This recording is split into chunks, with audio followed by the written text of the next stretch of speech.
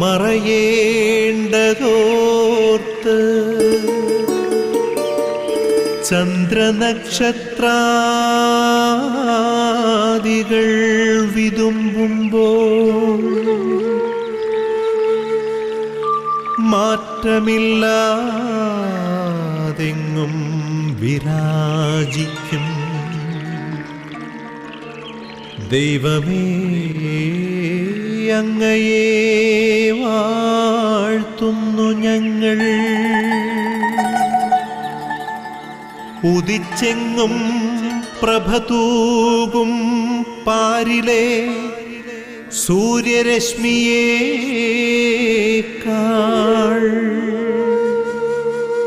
പ്രശോഭിച്ചെന്നും പ്രസാദമേകുന്ന ദൈവമേ, അങ്ങേ മഹിമാവെത്ര മനോജ്ഞം. യേശുവിൽ പ്രിയമുള്ളവരെ, ദൈവമായ കർത്താവ് ഒരു പ്രഭാതം കൂടി നമുക്ക് നൽകിയിരിക്കുകയാണ്. ദൈവത്തിൻ്റെ കാരുണ്യത്തിൻ്റെ സ്നേഹത്തിൻ്റെ ഒരു വെളിപാടാണ് ഓരോ പുലരിയും നമുക്ക് സമ്മാനിക്കുന്നത്. നിദ്രയിലായിരുന്ന നമ്മെ ഓരോരുത്തരെയും, ഈ പ്രപഞ്ചത്തെ സർവ്വജീവജാലങ്ങളെയും തൻ്റെ പ്രഭാത സൂര്യൻ്റെ കിരണങ്ങളാൽ വിളിച്ച് ഉണർത്തിയ ദൈവം ഈ ദിനം നമുക്ക് വേണ്ടതൊക്കെ കരുതി വച്ചിട്ടാണ് നമുക്കായി ഒരു ദിനം സമ്മാനമായി നൽകുന്നത്. ദൈവത്തിൻ്റെ ഈ വലിയ സ്നേഹത്തെ, പരിപാലനത്തെ തിരിച്ചറിഞ്ഞ് തമ്പുരാൻ്റെ പക്കലേക്ക് നമ്മുടെ ഹൃദയങ്ങളെ ഉയർത്തി അവിടുത്തെ പരിശുദ്ധ നാമത്തെ നമുക്കൊന്ന് ചേർന്ന് ആരാധിക്കാം. അവിടുത്തെ നാമത്തിന് നമുക്ക് മഹത്വവും സ്തുതിയും നമുക്ക് നൽകാം.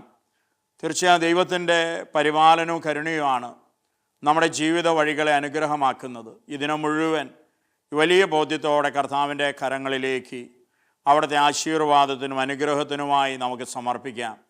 ഈ ദിനത്തെ നമ്മുടെ അധ്വാനങ്ങൾ, നമ്മൾ നടത്തുന്ന യാത്രകൾ, നമ്മുടെ പരിശ്രമങ്ങൾ, നമ്മുടെ പ്രതീക്ഷകളെല്ലാം കർത്താവിൻ്റെ അനന്ത കാരുണ്യത്തോട് ചേർത്ത് വെച്ച് നമുക്ക് ഈ പ്രഭാതത്തിൽ പ്രാർത്ഥിക്കാം. അങ്ങനെ ഈ ദിനത്തെ വലിയൊരു അനുഗ്രഹമാക്കി നമുക്ക് മാറ്റാം. പരിശുദ്ധ മറിയമാണ് പ്രഭാത വിരുന്ന് ശുശ്രൂഷയുടെ സ്വർഗീയ മധ്യസ്ഥ.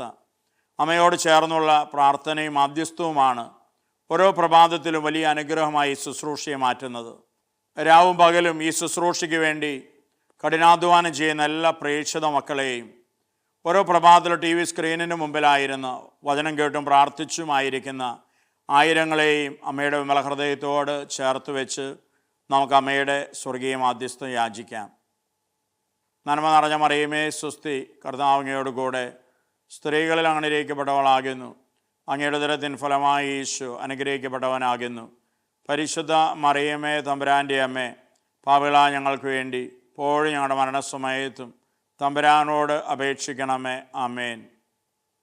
യേശുവിൽ പ്രിയമുള്ളവരെ, ഈ ദിനം ദൈവമായ കർത്താവ് നമുക്ക് നൽകുന്ന തിരുവചനങ്ങൾ കേൾക്കുവാൻ, ഗ്രഹിക്കുവാൻ നമ്മുടെ ഹൃദയങ്ങളും മനസ്സുകളൊക്കെ പ്രാർത്ഥനയിൽ നമുക്ക് ഒരുക്കാം. ദൈവത്തിൻ്റെ പരിശുദ്ധാത്മാവ് നമ്മിൽ നിറയുമ്പോഴാണ് വചനം ഗ്രഹിക്കുവാൻ, ദാഹത്തോടെ വചനം കേൾക്കുവാനുള്ള കഴിവ്, കൃപ നമുക്ക് ലഭിക്കുക. ആ വലിയ അനുഗ്രഹത്തിനായി പരിശുദ്ധാത്മാവിനോട് നമുക്ക് ഈ നിമിഷം പ്രാർത്ഥിക്കാം. ഓ പ്രിയ പരിശുദ്ധാത്മാവെ, പ്രഭാതത്തിൽ ഞങ്ങളങ്ങേ ആരാധിക്കുന്നു, സ്തുതിക്കുന്നു, നന്ദി പറയുന്നു. ഓ പ്രിയ പരിശുദ്ധാത്മാവെ, അങ്ങേ കൂടാതെ ഒരിക്കലും ഞങ്ങൾക്ക് വചനം കേൾക്കുവാനോ ഗ്രഹിക്കുവാനോ വചനത്തിന് ഫലം നൽകാനോ ആവില്ല എന്ന് അവിടെ നിന്ന് അറിയുന്നല്ലോ. ഓ പ്രിയ പരിശുദ്ധാത്മാവെ, ദൈവത്തിൻ്റെ നവചൈതന്യമായി ഈ പ്രഭാതത്തിൽ ഞങ്ങളുടെ ഹൃദയങ്ങളിലേക്ക്, ഞങ്ങളുടെ ബുദ്ധിയിലേക്ക്, ചിന്തയിലേക്കെല്ലാം നീ കടന്നു വന്ന് നീ ഞങ്ങളെ പ്രകാശിപ്പിക്കണമേ. ആമേൻ. യേശുവിൽ പ്രിയമുള്ളവരെ, ഈ ദിനത്തിൻ്റെ പ്രത്യേക നിയോഗമായി പ്രിയപ്പെട്ടവരുടെ അപ്രതീക്ഷിതമായ വേർപാടിൽ ദുഃഖിതമായിരിക്കുന്ന എല്ലാ കുടുംബങ്ങളെയും പ്രാർത്ഥനാപൂർവ്വം നമുക്ക് ഓർക്കാം. നമ്മുടെയൊക്കെ പരിചയത്തിലോ ബന്ധത്തിലോ അങ്ങനെയുള്ള ഒരു കുടുംബമെങ്കിലും കാണും. പെട്ടെന്ന് അവിചാരിതമായി കുഴഞ്ഞു വീണ് മരിക്കുന്നവർ, അപകടത്തിൽപ്പെട്ട് മരിക്കുന്നവർ, ഒരു ഹൃദയാഘാതം മൂലം മരിക്കുന്നവർ, ജീവിതത്തിൻ്റെ എങ്ങുമെത്താത്തൊരു പ്രായത്തിൽ പ്രിയപ്പെട്ടവർ വിട്ടുപോകേണ്ടി വന്നവർ, അങ്ങനെ അതിൽ വേദനിക്കുന്ന കുടുംബങ്ങളെ, പ്രിയപ്പെട്ടവരെയൊക്കെ എല്ലാം ഓർത്ത് ഈ ദിനം നമ്മുടെ പ്രത്യേക നിയോഗമായി നമുക്ക് സമർപ്പിക്കാം. പരിമളത്തിനുറവയാം നറുസൗരഭ്യമാകട്ടെ ഞങ്ങളുമീ മണ്ണിൽ.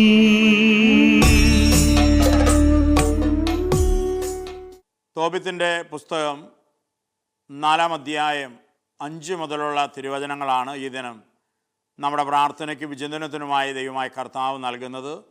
പ്രാർത്ഥനയോടെ നമുക്ക് തിരുവചനങ്ങൾ കേൾക്കാം.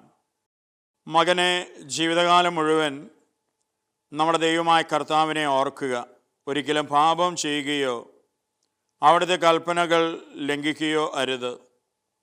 ജീവിതകാലം മുഴുവൻ നിൻ്റെ പ്രവൃത്തികൾ നീതിനിഷ്ഠമായിരിക്കട്ടെ. അനീതി പ്രവർത്തിക്കരുത്. നിൻ്റെ പ്രവൃത്തികൾ സത്യനിഷ്ഠമായിരുന്നാൽ എല്ലാ ചെയ്തികളിലും നിനക്ക് ഐശ്വര്യം കൈവരും. നീതിനിഷ്ഠയോടെ ജീവിക്കുന്നവർക്ക് നിൻ്റെ സമ്പാദ്യത്തിൽ നിന്ന് ദാനം ചെയ്യുക. ദാനധർമ്മം ചെയ്യുന്നതിൽ മടി കാണിക്കരുത്. പാവപ്പെട്ടവനിൽ നിന്ന് മുഖം തിരിച്ചു കളയരുത്. അപ്പോൾ ദൈവം നിന്നിൽ നിന്ന് മുഖം തിരിക്കുകയില്ല. സമ്പത്തേറുമ്പോൾ അതനുസരിച്ച് ദാനം ചെയ്യുക. കുറച്ചേ ഉള്ളുവെങ്കിൽ അതനുസരിച്ച് ദാനം ചെയ്യാൻ മടിക്കരുത്. ദരിദ്രകാലത്തേക്ക് ഒരു നല്ല സമ്പാദ്യം നേടിവെക്കുകയായിരിക്കും നീ അതുവഴി ചെയ്യുന്നത്. എന്തെന്നാൽ ദാനധർമ്മം മൃത്യുവിൽ നിന്ന് രക്ഷിക്കുകയും അന്ധകാരത്തിൽ പെടുന്നതിൽ നിന്ന് കാത്തുകൊള്ളുകയും ചെയ്യുന്നു. ദാനധർമ്മം അത്യുന്നതൻ്റെ സന്നിധിയിൽ വിശിഷ്ടമായ കാഴ്ചയാണ്. എല്ലാത്തരം അധാർമികതയിൽ നിന്ന് നിന്നെ കാത്തുകൊള്ളുക. നിന്റെ പൂർവികരുടെ ഗോത്രത്തിൽ നിന്ന് മാത്രം ഭാര്യയെ സ്വീകരിക്കുക. അന്യ ജനതകളിൽ നിന്ന് വിവാഹം ചെയ്യരുത്. നാം പ്രവാചകന്മാരുടെ സന്തതികളാണ്. മകനെ, നമ്മുടെ പൂർവ്വപിതാക്കന്മാരായ നോഹ, അബ്രാഹം, ഇസ്ഹാക്ക്, യാക്കോബ് എന്നിവരെല്ലാം തങ്ങളുടെ ചാർച്ചക്കാരുടെ ഇടയിൽ നിന്ന് ആണ് ഭാര്യമാരെ തിരഞ്ഞെടുത്തത് എന്ന കാര്യം നീ അനുസ്മരിക്കണം. സന്താനങ്ങൾ വഴി അവർ അനുഗ്രഹീതരായി അവരുടെ പിൻതലമുറ ദേശം അവകാശമാക്കുകയും ചെയ്തു. അതിനാൽ മകനെ, നിൻ്റെ സഹോദരന്മാരെ സ്നേഹിക്കുക. നിൻ്റെ ചാർച്ചക്കാരിൽ നിന്ന്, നിൻ്റെ ജനത്തിൻ്റെ മക്കളിൽ നിന്ന് ഭാര്യയെ സ്വീകരിക്കാതെ അവരെ നിന്ദിക്കരുത്. അഹങ്കാരം വിനാശവും അരാജകത്വവും വരുത്തും. അലസത നാശത്തിനും പട്ടിണിക്കും നിദാനമാകുന്നു. കാരണം അലസതയാണ് ദാരിദ്ര്യത്തിൻ്റെ മാതാവ്. യേശുവിൽ പ്രിയമുള്ളവരെ, തോബിത്തിൻ്റെ പുസ്തകം 4-ാം അധ്യായം 5 മുതലുള്ള തിരുവചനങ്ങളാണ് നമ്മളിപ്പോൾ കേട്ടത്. പിതാവായ തോബിയാസ്, തോബിത്തിൻ്റെ പിതാവ്, ഒരു അന്ധനായി, അവ രോഗിയായി തമ്പുരാൻ്റെ സന്നിധിയിൽ ദൈവത്തിൻ്റെ കരുണയ്ക്ക് വേണ്ടി തോബിയാസ് നിലവിളിച്ച് പ്രാർത്ഥിക്കുന്നൊരു കാലം. ആ സമയത്ത് തോബിയാസ് തൻ്റെ മകൻ തോബിത്തിനെ തൻ്റെ അരികിലേക്ക് വിളിച്ച് അവനെ അനുഗ്രഹിച്ചിട്ട് അവന് ഉപദേശം നൽകുന്ന വാക്കുകളാണ് നമ്മളിപ്പോൾ കേട്ടത്. പ്രിയമുള്ളവരെ, ആ പിതാവ് തൻ്റെ മകന് കൊടുക്കുന്ന ജീവിതത്തിൻ്റെ ഉപദേശം എത്രയോ ശ്രേഷ്ഠമാണ്. എത്രയോ ആഴമേറിയ ദൈവിക ജ്ഞാനമാണ് ആ പിതാവ് തൻ്റെ പുത്രന് പറഞ്ഞു കൊടുക്കുക. അവനൊരിക്കലും നഷ്ടപ്പെടാതിരിക്കാൻ, അവൻ്റെ ജീവിതത്തിൽ ഒരിക്കലും ദൈവത്തിൻ്റെ അനുഗ്രഹം അവനെ ഇല്ലാതെ പോകാതിരിക്കാനൊക്കെ വേണ്ടി വലിയ മുൻകരുതലോടെ ആ പിതാവ് ആ മകന് നിർദ്ദേശങ്ങൾ കൊടുക്കുകയാണ്. ഒരു പിതാവിന് മാതാപിതാക്കന്മാർക്ക് മക്കൾക്ക് നൽകാനാകുന്ന ഏറ്റവും വലിയ ദാനമാണ് തോബിയാസ് എന്ന ദൈവഭക്തനായൊരു പിതാവ് തൻ്റെ മകൻ തോബിത്തിന് നൽകുക. പ്രിയമുള്ളവരെ, ജീവിതത്തിൻ്റെ ഒരിക്കലും ലംഘിക്കാനാകാത്ത പാഠങ്ങളാണ് ആ പിതാവ് തൻ്റെ പുത്രന് പറഞ്ഞു കൊടുക്കുന്നത്. അതുവഴി ആ പിതാവ് ആ മകനെ നാശത്തിൽ നിന്ന് രക്ഷിക്കുകയാണ്. അവൻ്റെ ജീവിതത്തെ ഉറപ്പുള്ളതാക്കുകയാണ്. ഈ കാലഘട്ടത്തിൽ ലോകത്തിലൊക്കെ നമ്മൾ ജീവിക്കുമ്പോൾ തിരിച്ചറിയേണ്ട വലിയൊരു വചന സത്യമാണ്, ഒരു ദൈവിക ജ്ഞാനമാണ് തിരുവചനങ്ങളിലൂടെ ദൈവമായ കർത്താവ് നമുക്ക് നൽകുക. ഈ കാലഘട്ടത്തിൽ നമ്മൾ ജീവിക്കുമ്പോൾ പലപ്പോഴും നമ്മുടെ മക്കളുടെ ജീവിതത്തെ സുരക്ഷിതമാക്കാൻ എന്ന് കരുതി നമ്മൾ ചെയ്തു കൂട്ടുന്നത് എന്താണ്?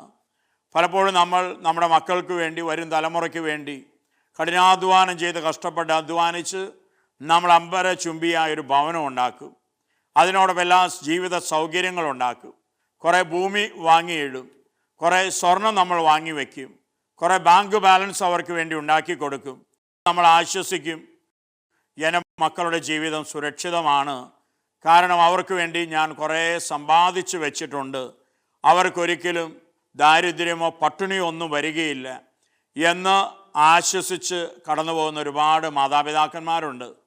പ്രിയമുള്ളവരെ, അങ്ങനെയൊക്കെയുള്ള പല മാതാപിതാക്കളുടെയും മക്കളുടെ ജീവിതം വേറെ അടുത്ത് കാണാൻ, അങ്ങനെയുള്ള കുടുംബങ്ങളെ അടുത്ത് കാണാനും മനസ്സിലാക്കാനൊക്കെ ഒരുപാട് ഇടവന്നിട്ടുണ്ട്.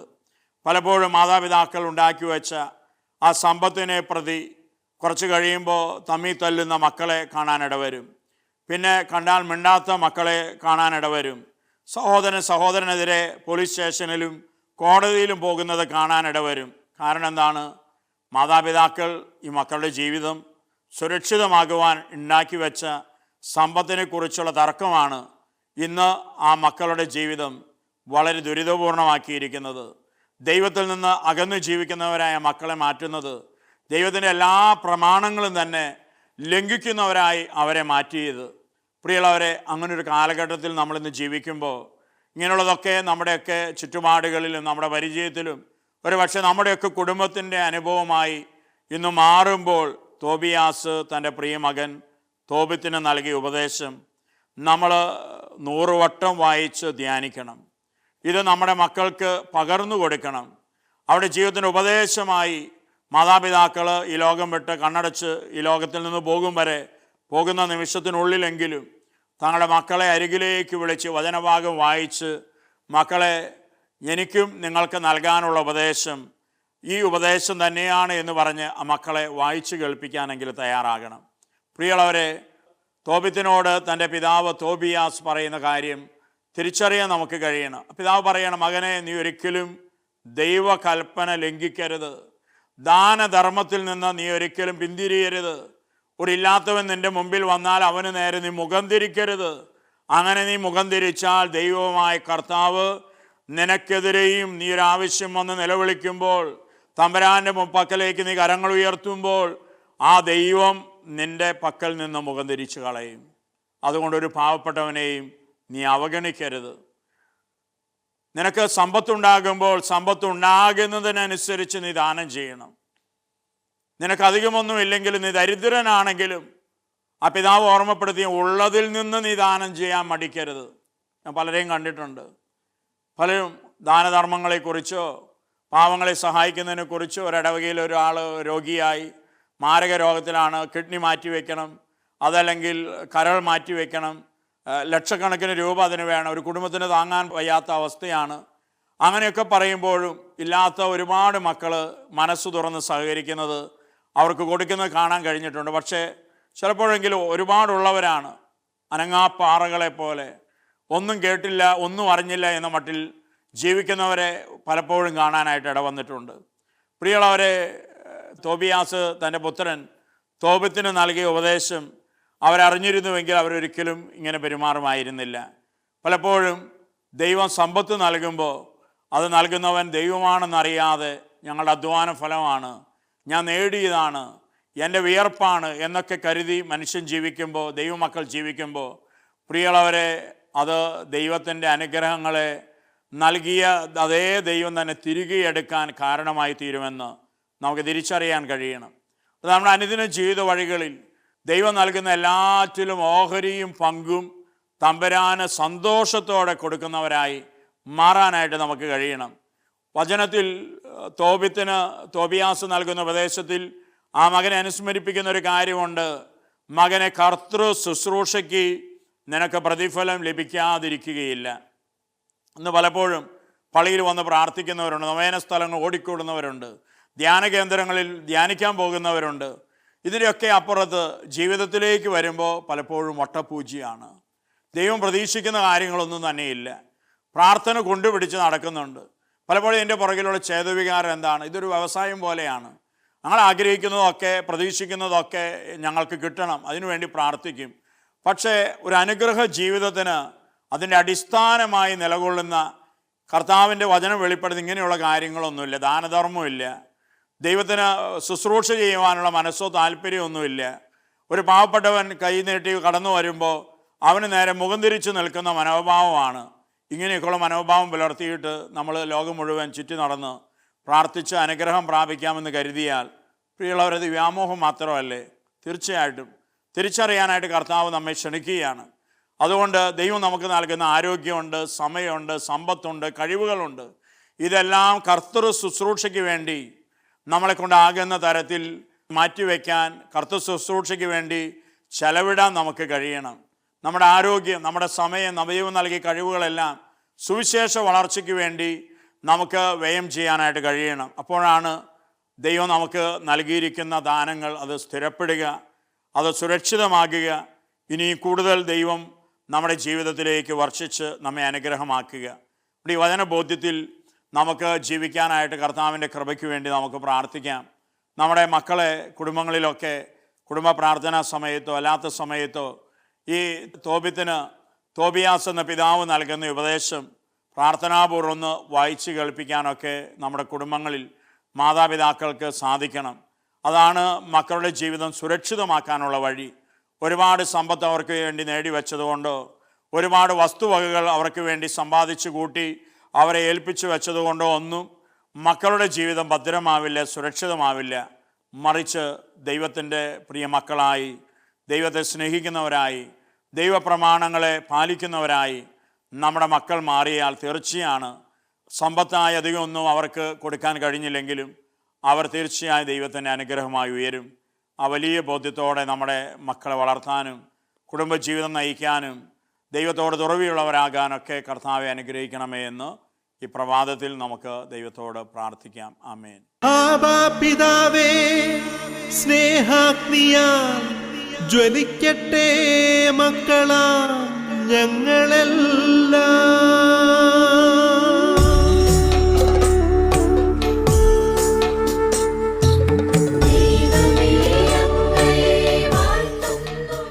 യേശുവിൽ പ്രിയമുള്ളവരെ, ഈ പ്രഭാതത്തിൽ നമ്മുടെ ജീവിതങ്ങളെയും നമ്മുടെ കുടുംബങ്ങളെയും ദൈവദാനമായി നൽകിയ നമ്മുടെ പ്രിയ മക്കളെയും അധ്വാനങ്ങളെല്ലാം ദൈവത്തിൻ്റെ കാരുണ്യത്തിൻ്റെ സ്നേഹത്തിന് മുമ്പാകെ നമുക്ക് സമർപ്പിക്കാം. എല്ലാം ദൈവത്തിൻ്റെ ദാനമാണ്, കരുണയാണ് എന്ന് നമുക്ക് തിരിച്ചറിയാം. എല്ലാറ്റിലും ദൈവത്തിന് അവകാശമുണ്ട് എന്നതിനെ തിരിച്ചറിഞ്ഞ് നമ്മുടെ ജീവിതത്തിലും നമ്മുടെ കുടുംബത്തിലൊക്കെയുള്ള അധ്വാനങ്ങളിലും സമ്പാദ്യങ്ങളിലൊക്കെ ദൈവത്തിനുള്ള ആ പങ്ക്, അവകാശം പൂർണ്ണമായി സ്ഥാപിച്ചു നൽകാൻ തക്കവിധം നമ്മുടെ ഹൃദയങ്ങൾ, മനസ്സുകൾ ഒരുക്കപ്പെടുവാൻ ദൈവമേ കൃപ ചൊരിയണമേ എന്ന് ഈ നിമിഷങ്ങളിൽ നമുക്ക് ദൈവത്തോട് പ്രാർത്ഥിക്കാം. കർത്താവായ യേശുവെ, അവിടുത്തെ കരങ്ങളിലേക്ക് ഈ ദിനം വചനം കേട്ടും പ്രാർത്ഥിച്ചുമായിരിക്കുന്ന അനേകായിരങ്ങൾ നിൻ്റെ മക്കളെ നിൻ്റെ കരങ്ങളിലേക്ക് ഏൽപ്പിക്കുകയാണ്. പിതാവിൻ്റെ ഇഷ്ടം നിറവേറ്റുകയാണ് എൻ്റെ ഭക്ഷണം എന്നുപോലും പറഞ്ഞുകൊണ്ട് ആ ദൈവത്തിൻ്റെ തിരുവിഷ്ടത്തിന് തന്നെ കീഴ്പ്പെടുത്തി അങ്ങയെപ്പോലെ ഞങ്ങൾ അനുദിന ജീവിത വഴികളിൽ ദൈവപ്രമാണങ്ങൾക്കും വെളിപ്പെടുത്തപ്പെട്ട ദൈവ തിരുവചനങ്ങൾക്കും വചനജ്ഞാനത്തിനൊക്കെ ഞങ്ങളെ തന്നെ കീഴ്പ്പെടുത്തിക്കൊണ്ട് ദൈവത്തിൻ്റെ അനുഗ്രഹീതരായ മക്കളായി മാറുവാൻ, ദൈവത്തിൻ്റെ പ്രിയ ജനമായി തീരുവാൻ കർത്താവെ ഞങ്ങളിലേക്ക് കൃപയും കരുണയും അവിടുന്ന് വർഷിക്കണമേ. പരിശുദ്ധാത്മാവ് ദൈവമേ, സകല അറിവിൻ്റെ ജ്ഞാനത്തിൻ്റെ ഉറവിടം അവിടുന്നാണ്. പരിശുദ്ധാത്മാവ് നിരന്തരം ജീവിത വഴികളിൽ ഞങ്ങളുടെ ഹൃദയങ്ങളിലേക്കും മനസ്സുകളിലേക്കും അല്ല ദൈവത്തിൻ്റെ ജ്ഞാനം മനസ്യൂതമായി നീ ഒഴുക്കണമേ. അമ്മേ ദൈവമാതാവേ, വചനത്തെ ഉദരത്തിൽ, ഹൃദയത്തിലും ഉദരത്തിലും മനസ്സിലും എല്ലാം സംഗ്രഹിച്ചവളാണ്, വഹിച്ചവളാണ് അമ്മയെപ്പോലെ ഞങ്ങളും ദൈവത്തിൻ്റെ ജ്ഞാനം ഹൃദയത്തിൽ സൂക്ഷിക്കുന്നവരായി സ്വീകരിക്കുന്നവരായി മാറുവാൻ അമ്മ ഞങ്ങൾക്ക് വേണ്ടി മാധ്യസ്ഥ നൽകണമേ.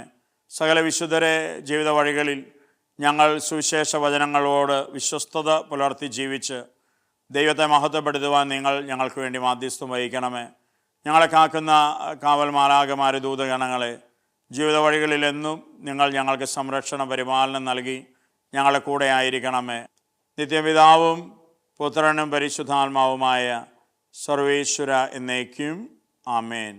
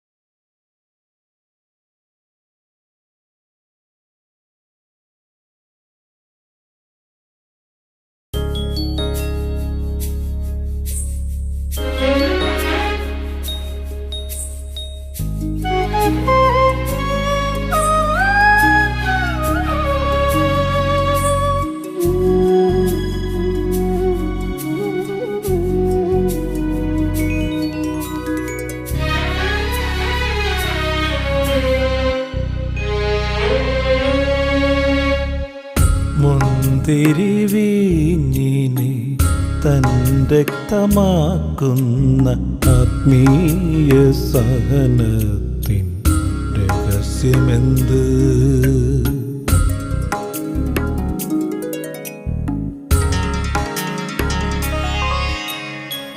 മുന്തിരിവീഞ്ഞിനെ തൻ രക്തമാക്കുന്ന ആത്മീയ സഹനത്തിൻ രഹസ്യമെന്ത്?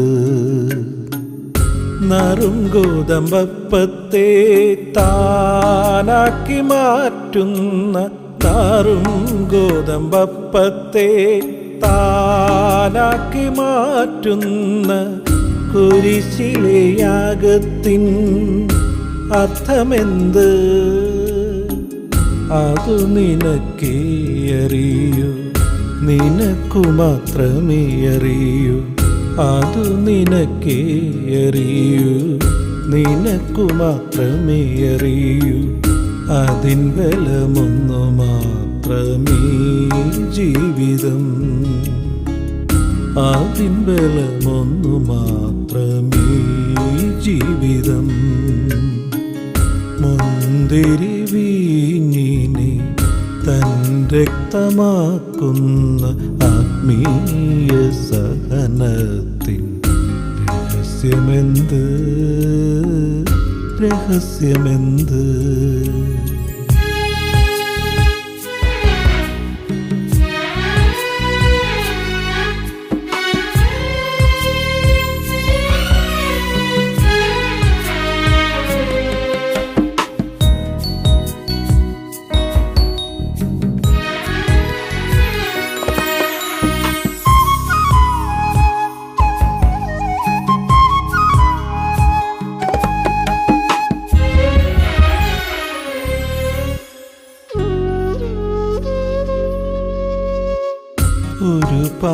ഒരുപാടത്ഭുതങ്ങൾ നീ ചെയ്തു,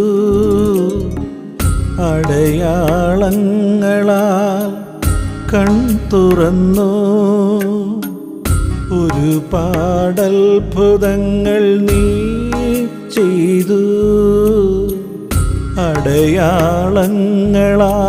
കൺ തുറന്നു.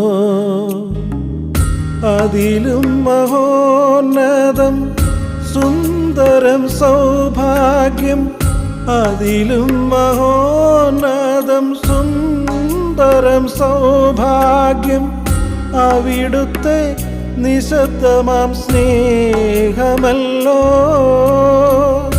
എളിമതൻ അതിസൗമ്യഭാവമല്ലോ. മുന്തിരിവീഞ്ഞിനെ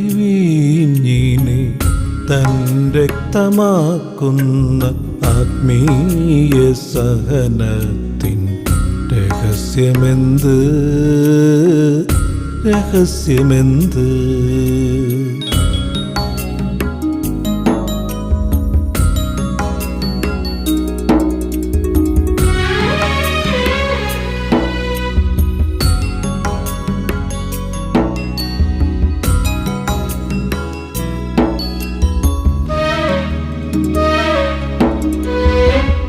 കാനായിലെ വെള്ളം വീഞ്ഞായി, കടലിനു മീതെയും നീ നടന്നോ. കാനായിലെ വെള്ളം വീഞ്ഞായി, കടലിനു മീതെയും നീ നടന്നോ. പ്രകൃതി പദാർത്ഥമെല്ലാം നിൻഹിതം പോൽ മാറി, പ്രകൃതി പദാർത്ഥമെല്ലാം നിൻഹിതം പോൽ മാറി. അവിടുന്നിൽ ദൈവസ്വരം കേട്ടറിഞ്ഞു. എളിമയോടവയെല്ലാം അനുസരിച്ചു. മുന്തിരിവീഞ്ഞിനെ തൻ രക്തമാക്കുന്ന ആത്മീയ സഹനത്തിൻ രഹസ്യമെന്ത്? നറും ഗോതമ്പപ്പത്തെ താനാക്കി മാറ്റുന്ന, നാറും ഗോതമ്പപ്പത്തെ താനാക്കി മാറ്റുന്ന കുരിശിലെ യാഗത്തിൻ അർത്ഥമെന്ത്? അതു നിനക്കേ അറിയൂ, നിനക്കു മാത്രമേ അറിയൂ. അതു നിനക്കേ അറിയൂ, നിനക്കു മാത്രമേ അറിയൂ. അതിൻ ബലമൊന്നു മാത്രമേ ജീവിതം, അതിൻ ബലമൊന്നു മാത്രമേ ജീവിതം. മുന്തിരി വീഞ്ഞിനെ തൻ രക്തമാക്കുന്ന ആത്മീയ സഹനത്തിൻ രഹസ്യമെന്ത്? രഹസ്യമെന്ത്? രഹസ്യമെന്ത്?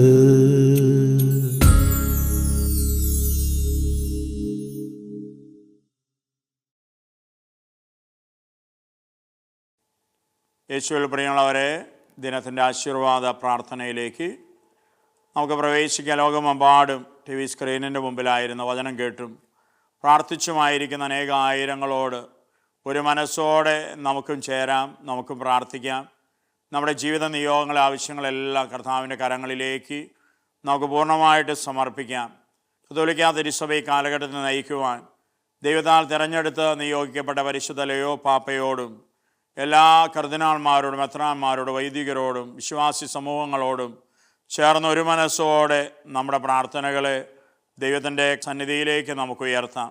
സ്വർഗ്ഗം നമുക്ക് വേണ്ടി തുറക്കുന്ന അനുഗ്രഹ നിമിഷങ്ങളാണിത്. ആ വലിയ ബോധ്യത്തോടെ, വിശ്വാസത്തോടെ നമുക്ക് പ്രാർത്ഥിക്കാം. ലോകത്തിൻ്റെ നാനാഭാഗങ്ങളിൽ ദുഃഖങ്ങളിലും രോഗങ്ങളിലും ദുരിതങ്ങളിലും കഷ്ടനഷ്ടങ്ങളിലും ആയിരിക്കുന്ന ദൈവത്തിൻ്റെ എല്ലാ പ്രിയ മക്കളെയും പ്രാർത്ഥനയോടെ തമ്പുരാൻ്റെ കരങ്ങളിലേക്ക് സമർപ്പിച്ചുകൊണ്ട് നമുക്കൊന്ന് ചേർന്ന് ഈ ആശീർവാദം സ്വീകരിക്കാം. നമ്മുടെ കർത്താവ് യേശു മിശിഹായുടെ കൃപയും പിതാവായ ദൈവത്തിൻ്റെ സ്നേഹവും പരിശുദ്ധാത്മാവിൻ്റെ സഹവാസവും നാം ഏവരോടും കൂടെ ഉണ്ടായിരിക്കട്ടെ, ഇപ്പോഴും എപ്പോഴും എന്നേക്കും. ആമേൻ. ശിവപ്രിയമുള്ളവരെ, ഗുഡ്നസ് ടി വിയുടെ പ്രഭാത വിരുന്ന് ശുശ്രൂഷയ്ക്ക് നിങ്ങളേവരും നൽകിക്കൊണ്ടിരിക്കുന്ന വിലയേറിയ പ്രാർത്ഥനകൾക്ക്, പ്രോത്സാഹനങ്ങൾക്ക് യേശുവിൻ്റെ ധന്യനാമത്തിൽ നന്ദി പറയുകയാണ്. തീർച്ചയായും നിങ്ങൾ ഓരോരുത്തരുടെ വിലയേറിയ പ്രാർത്ഥനകളാണ് ഈ ശുശ്രൂഷയെ ഓരോ പ്രഭാതത്തിലും വലിയ അനുഗ്രഹമായ അനുഭവമായി മാറ്റുന്നത്. ഇനി തുടർന്നും നിങ്ങൾ അർപ്പിക്കുന്ന ദിവ്യബലികളിലും ചൊല്ലുന്ന നൊവേന പ്രാർത്ഥനകളിലും ജപമാലകളിലെല്ലാം ഈ ശുശ്രൂഷയെ ഓർക്കണമേ എന്ന് യേശുവിൻ്റെ ധന്യനാമത്തിൽ നിങ്ങളോട് അഭ്യർത്ഥിക്കുകയാണ്. തീർച്ചയായും മരിയ കൂടാരങ്ങളിൽ പ്രേക്ഷിതമൊക്കെ രാപകൽ നിങ്ങളുടെ നിയോഗങ്ങളെ സമർപ്പിച്ച പ്രാർത്ഥനയിലാണ്. നല്ലവനായ ദൈവം തക്ക സമയത്ത് നിങ്ങളുടെ ജീവിതകാര്യങ്ങളിൽ ഇടപെട്ട് തൻ്റെ മഹത്വവും തൻ്റെ കരുതലും കരുണയും നിങ്ങൾക്കായി വെളിപ്പെടുത്തി നൽകും.